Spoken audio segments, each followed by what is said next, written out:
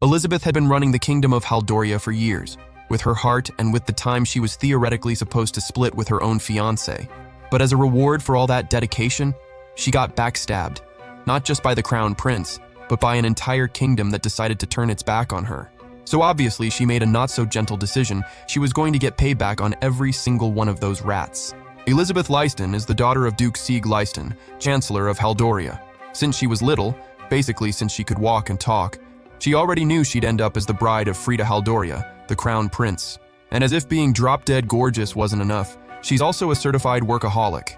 Ever since she showed up at the palace as the future queen, she somehow ended up running basically the entire kingdom's administration solo. Mireille, Elizabeth's lady-in-waiting, is constantly worried sick watching her work herself to the bone until all hours, including covering for the prince's responsibilities while he's out there living his best party boy life. Mireille even says it's flat-out cowardly to dump the whole kingdom on his own fiancé's shoulders, but Elizabeth shuts her down immediately. She doesn't let anyone talk trash about her fiancé, even when it's true. Truth is, the prince is just dead weight. She doesn't need that man-child to get anything done. And the kicker? She's not even doing this for Frida. She's doing it for the people of Haldoria, period. The next day, there she was, handling everything all over again. But she never stopped feeling fulfilled by helping her people. People who, by the way, are deeply grateful to her. And why wouldn't they be? Elizabeth has zero personal agenda, has never been dishonest with anyone. Who wouldn't love having someone like that in charge? She even founded the funnel company and pours every cent of profit into helping the poor and funding charity projects. Suddenly, she overhears a group of elderly folks whispering about her. They're saying that if there's anyone in the palace who's actually on the people's side, it's her. That without Elizabeth, inequality would be so much worse. She hides her face, a little flustered, when she hears an old man say he'd love to meet her in person just to say thank you. People don't even really know her face, but it's not embarrassment making her hide. It's pure shyness, because she wants to do so much more for the kingdom, all for those people's happiness. It was already night when her fiancé showed up to talk. Subject, the Giaco Company. Frida wanted to greenlight their entry into the palace. But Elizabeth's not even considering it. That company exploits small merchants way past the line.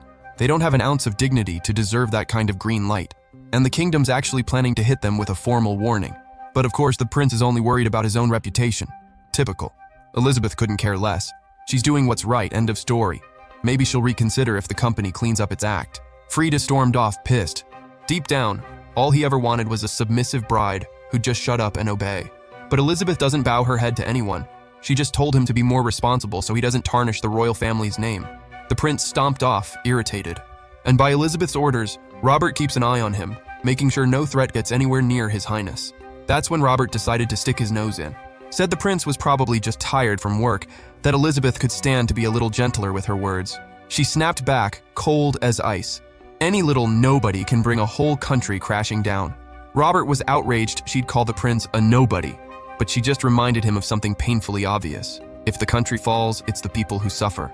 Always. A little while later, Elizabeth's day off finally arrived. A whole free day. This is so rare there's no telling when it'll happen again. It was going to be great. She was going to soak up every single minute of it to rest. Except her dad showed up with news. An international summit was happening soon. First thing next week, and Prince Frida would be leaving the next day, along with Sieg. Elizabeth was crushed, because that exact same week was the kingdom's founding anniversary party, and neither one could be canceled. The summit was about monster sightings, way too urgent to push back, and the party already had guests coming in from far-off countries. Her dad just dumped the entire responsibility on her and walked away. Real solid parenting, huh? And the mastermind behind this whole mess was Frida himself, who decided leaving everything in Elizabeth's hands was the right call. End result? Her day off, canceled.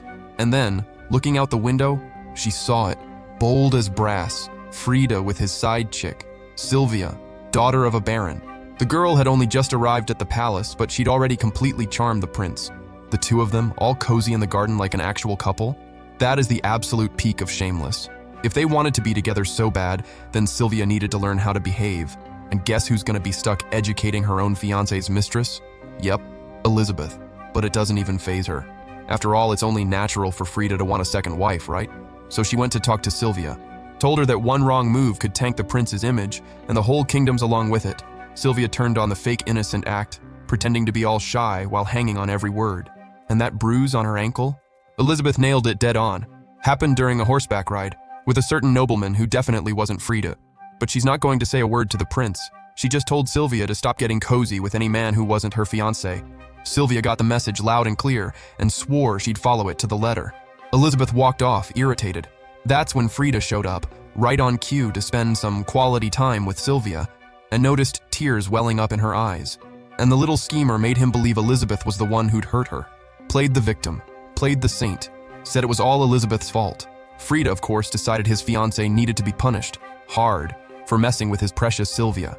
A few days later, in the middle of the kingdom's anniversary party, Frida humiliated Elizabeth in front of dozens of guests, screamed that she'd pushed Sylvia down a staircase, called off the engagement right there on the spot, and had her hauled straight to the dungeons. She didn't even lose her composure, just calmly denied everything, looking every single person in the eye. But nobody gave her a chance to defend herself. Robert himself arrested her, saying the one who ended up tarnishing His Highness's name was you. And to top it off, they claimed Sylvia had tried to protect her, taking the blame on herself. How typical. That's when it hit Elizabeth. She'd been betrayed by all of them. The whole thing was a setup from the start. Locked up, accused of trying to murder the prince's little darling. And as a bonus, Frida used the moment to publicly announce his new engagement to Miss Sylvia. The news reached both fathers. Only Frida's father thought his son's behavior was a total disgrace. He wanted to rush back to Haldoria and sort it out himself. But Sieg couldn't care less. Just said she'll figure it out on her own, and turned his back on his own daughter once again. Both of them decided to leave the problem entirely to her, because if she couldn't handle it herself, well, that's proof she was never worthy of being any prince's bride anyway. A month went by, and Elizabeth kept working, even locked up.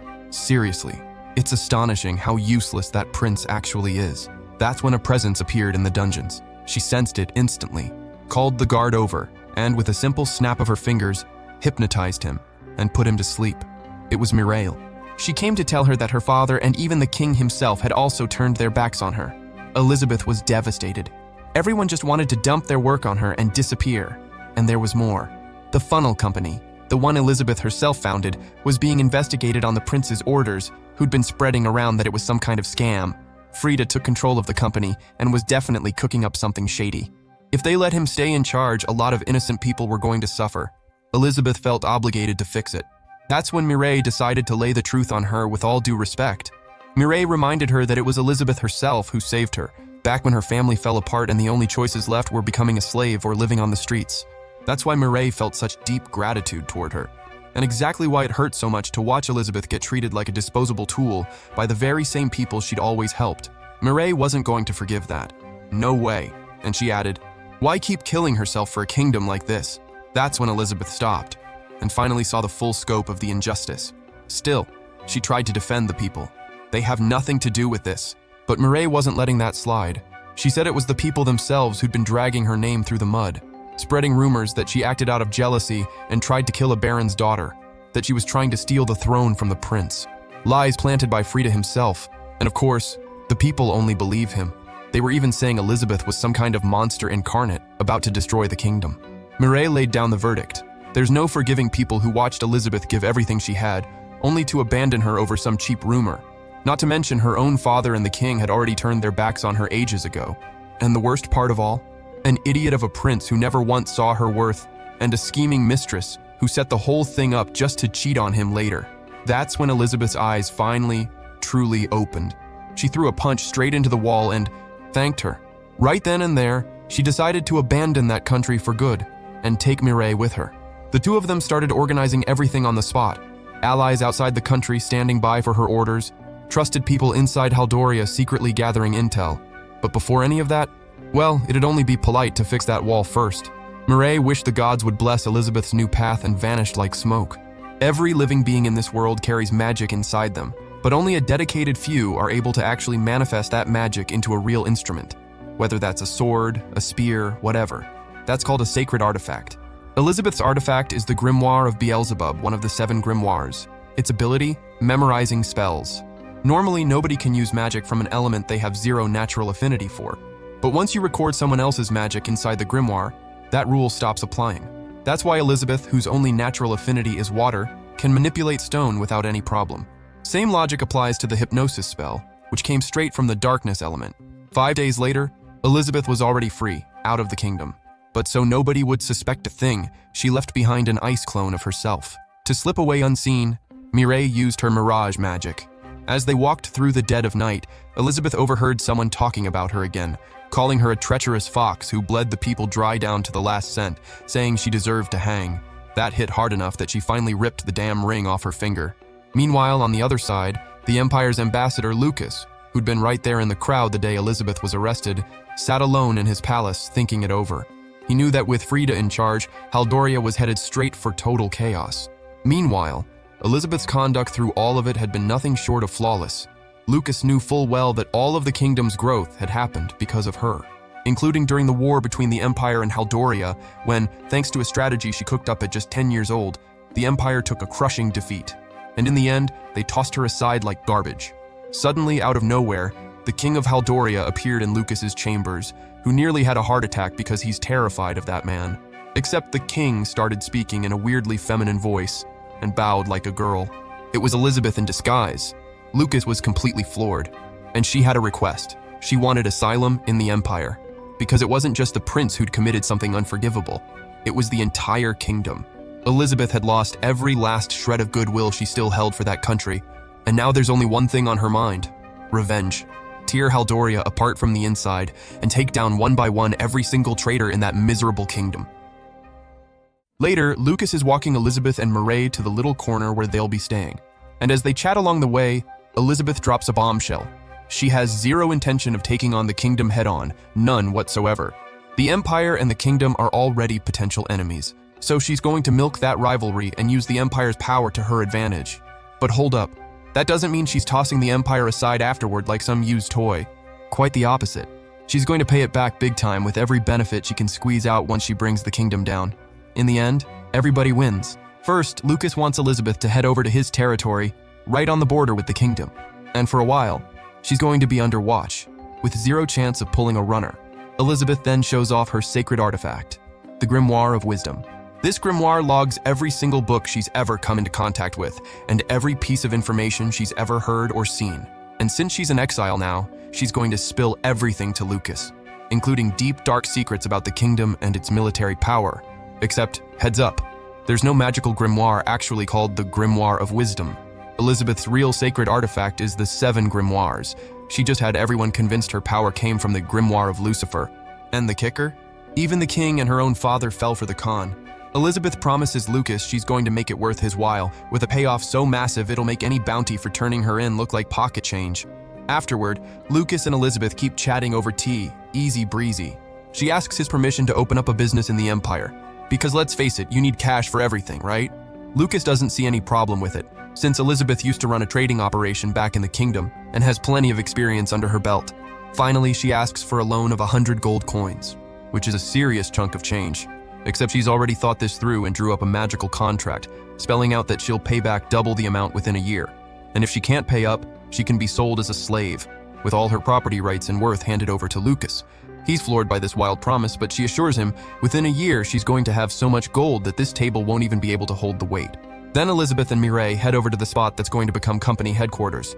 The place is an absolute wreck, total disaster zone. It only cost 1 gold coin, if you can believe that. Elizabeth tries to open the door, but she doesn't even need to, and it swings open on its own. That's how busted it is. Ignoring the whole precarious situation, Elizabeth announces that from now on, she'll go by the name Ellie Lice. All right then, cleaning time. A few days later, the place is completely transformed. It went from that rundown shack to a gorgeous space. The company's name is going to be Tretra Group. Mirae shows up with some exciting news. She managed to identify every noble with real pull in society. This time around, Elizabeth isn't going to sell cosmetics. That would require a solid team and better conditions. For now, they're going to sell soap. And not just any soap, this is top-tier quality, way better than anything sold in this kingdom. Of course, selling just soap means limited profit. The soap is just the starting point. Later, they'll invest in other products. Elizabeth heads to the chapel at the Church of Ibris. She shows up telling the priest she just founded a trading company and came to ask God for things to go well.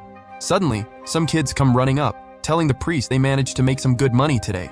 He's happy for them, but asks them to save that topic for later since he's busy. In the building next door, the church helps kids who don't have families. The local feudal lord pitches in too. But even so, the priest admits their financial situation isn't great. And knowing that, the kids help cover expenses by pulling weeds around town and clearing brush at the guard barracks. The priest feels guilty about the kids' situation, even a little ashamed. Elizabeth comforts him with kind words, then pulls out a little pouch and takes out 5 gold coins to hand to him. The priest tries to politely refuse, but she fires back. Nothing matters more to a businesswoman than her customers, and just like that, she got exactly what she wanted. As evening falls, Mireille lets Elizabeth know she made contact with the planned people and that everything's set on the soap front. She handed out samples to the maids who work for the nobility. As planned, sales kick off tomorrow. Elizabeth tells Mireille to limit how much they sell and to be extremely picky about who they sell to. The price is going to be just a tiny bit higher than regular soap. Mireille asks why not charge way more since the soap's quality is so excellent. Elizabeth repeats, "This is just the starting point. The focus right now is stabilizing the Traitor Group brand and building relationships with influential people." Elizabeth wants everyone thinking, if it's soap, it's gotta be Traitor Group. And that's how the big revenge plot kicks off. 3 months later, Mireille hands Elizabeth the financial report for the past month. Ever since they started, sales just keep climbing. Now they're selling shampoo, lotion, and moisturizer too. A total success story. They've also got contacts from people who heard rumors and want to buy from Traitor Group. Those new clients need to be thoroughly vetted first. No slacking. Elizabeth grabs the money pouch and has Mireille donate it to the priest at the Church of Ibris and to other charities, same as always. Now, a little break is well deserved. Time to eat out. Elizabeth and Mireille go to a restaurant and keep talking about Traitor Group. They also bring up a rival company, Gazaru Company. Nothing alarming so far, but it's important to stay sharp, always keeping an eye out. Elizabeth whispers to Mireille, telling her to be careful with the soap formula so it doesn't leak out no matter what. This soap is what's going to determine their future. Mireille assures her the formula is locked away in the company vault under tight security. Except, without them noticing, a guy named Grants overhears the whole thing. The president of the rival company is seething with rage at Traitor Group because they're losing customers to them left and right. He's arguing hard with his butler, saying his old customers keep complaining about his soap and demanding Traitor Group's soap instead. And the problem is, the customers this group picked have serious clout in society, meaning if he picks a fight with Traitor Group, all those influential people are going to come down on him. Grants shows up and immediately gets humiliated by the president, who tells him to spit it out already. Grants reveals he's got information on Traitor Group. Before hearing what it is, the president tells the butler to leave the room. Grants then explains he heard, straight from the women of Traitor Group themselves, a rumor that the soap's secret formula is locked away in the company's vault. The president considers manufacturing the same soap, but since the group is already an established brand, it's better to spread a story that they got the soap through some shady back channel. That way, they can charge a much higher price than usual. He tosses Grants a little cash and tells him to forget about it and get out of his sight. And he just sits there, all smug, already picturing the end of the girls. After a while, back at Traitor Group headquarters, Mireille collects a report from the royal capital. It says that lying two-faced witch is now officially the crown prince's fiancée, another royal idiot. Mireille is still furious about the false accusations against Elizabeth, who's now being treated like a wanted criminal. Elizabeth knows immediately this is Duke Lyston's doing. Word has it he was at the front lines of the accusation against his own daughter. The Duke turned his own daughter into a traitor, because the only thing that matters to him is royalty and the royal family. Mireille and Elizabeth are both furious, but they're not going to let it shake them. The revenge has already begun, and when the time comes, Elizabeth is going to burn that kingdom to ashes and torch them, just like this simple piece of paper in her hand. Suddenly, someone knocks on the door. Mireille opens it, and people just barge right in, bold as ever. It's Arte Hilgardi, an investigator from the legal department that handles crimes within the Merchants Guild. The girls immediately get nervous. Arte announces, "Ellie Lace, president of Traitor Group, I'm placing you under custody." Elizabeth asks why, and Arte explains they received a report that the company is selling toxic soap. People have suffered serious skin damage and burns after using the product. So Elizabeth heads to headquarters to give her statement. After a thorough investigation, Arte states they found no toxicity or anything dangerous in Traitor Group's soap. Elizabeth points out there's no record of sales to any of the supposed victims, and not a single customer reported any harm. Arte agrees.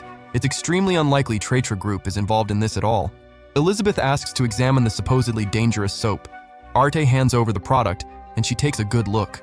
Elizabeth points out the finish is pretty sloppy. Sure, the color and appearance look a lot like the real soap, but she concludes someone copied the formula and produced a cheap knockoff. Elizabeth is absolutely certain about this. The formula for this soap is Traitor Group's most valuable asset, which is exactly why it was split into 2 parts. One stays in the company vault, and the other stays with Elizabeth at all times. Meaning, if you manufacture it with only one part of the recipe, the result turns toxic. It can't be sold without the neutralizing part, and only she has that. Elizabeth asks them to investigate where the victims bought the soap, and so it's done. It doesn't take long before the real culprit gets the complaint delivered fresh to his own desk. He's furious, totally lost on what's happening. The legal department shows up at his door to grill him about selling toxic soap, the illegal raid on Traitor Group, and the theft he committed. The president comes to have a chat with Elizabeth, seriously ticked off. She shows up introducing herself as Ellie Lace, president of Traitor Group, and regarding the case over the defamation of the company's name, she demands compensation for damages. The president admits he recognizes his own crimes, but he's not paying a single cent. After all, this guild has zero authority to force anyone to pay compensation. If they want him to pay up, they'd better call in an inquisitor from the Church of Ibris. The president, dripping with arrogance, figures everyone's just going to brush off some insignificant little girl like her. Elizabeth takes enormous pleasure in watching the president be dead wrong about that. Right behind her, the priest walks in. He tells the president to watch his mouth and calls him a sinner, saying Elizabeth is a sincere devotee of the faith and that God will never allow her honor to be unjustly tarnished. The priest orders the president to pay for his sins against her. Elizabeth jumps right in. Since the order comes from an inquisitor, it's entirely possible the president's assets could be seized by force. So, as compensation, Elizabeth is going to take full control of Gazaru Company, the staff, facilities, materials, and every other asset the company has. And Elizabeth declares, dripping with pride and sarcasm, that this loser's journey ends right here.